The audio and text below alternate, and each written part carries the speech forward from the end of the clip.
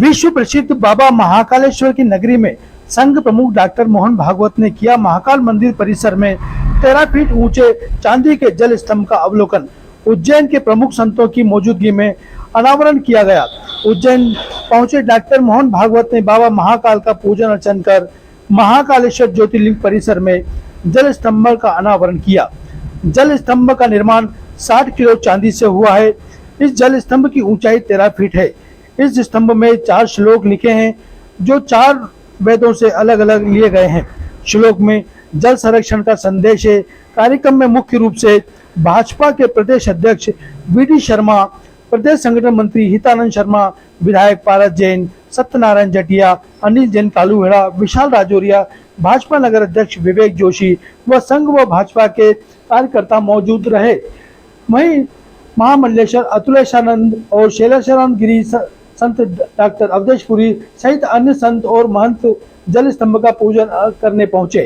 वहीं स्तंभ का अनावरण शंख ध्वनि और मंत्रोच्चार के साथ अनावरण किया गया।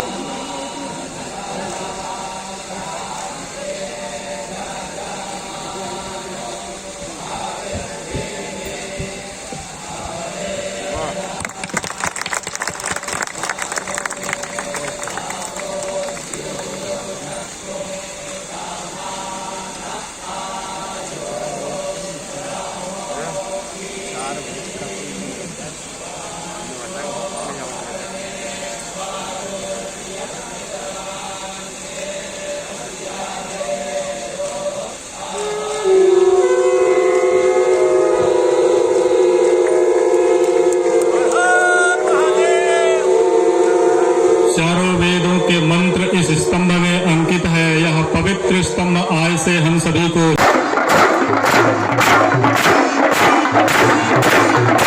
बाबा विश्वनाथ की वो गलियारा हो या बाबा महाकाल की यह वह गौरव प्राप्त है जहां जगत गुरु भगवान श्री कृष्ण ने वेद, पुराण, उपनिषद तथा सभी 64 कलाओं का ज्ञान प्राप्त किया है।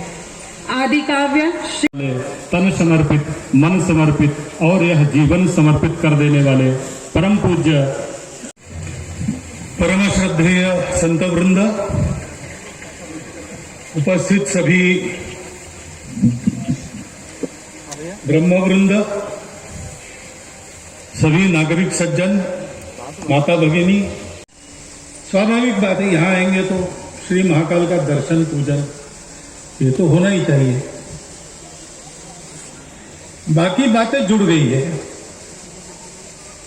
उसमें कुछ तो सुसंगत है रहता है। क्षिप्रा के किनारे हम है, नदी नहीं होती तो पुष्करणी तो होती ही है, कुंड तो होता ही है। और ये सारा भगवान की पूजा और भगवान के भक्तों का जीवन धारण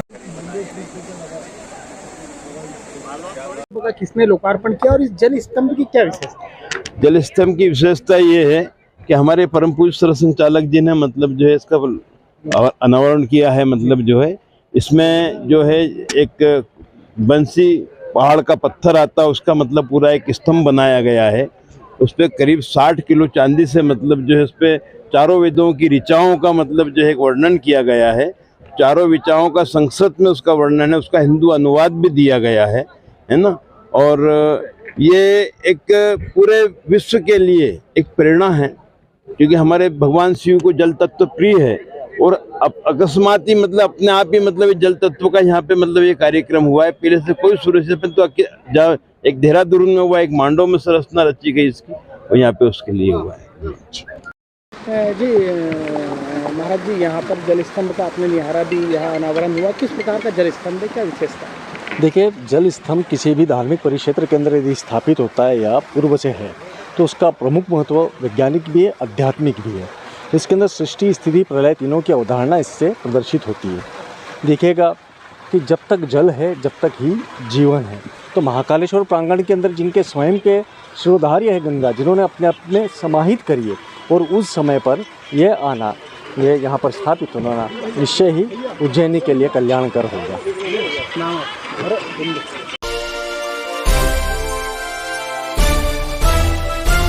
Audio Jungle.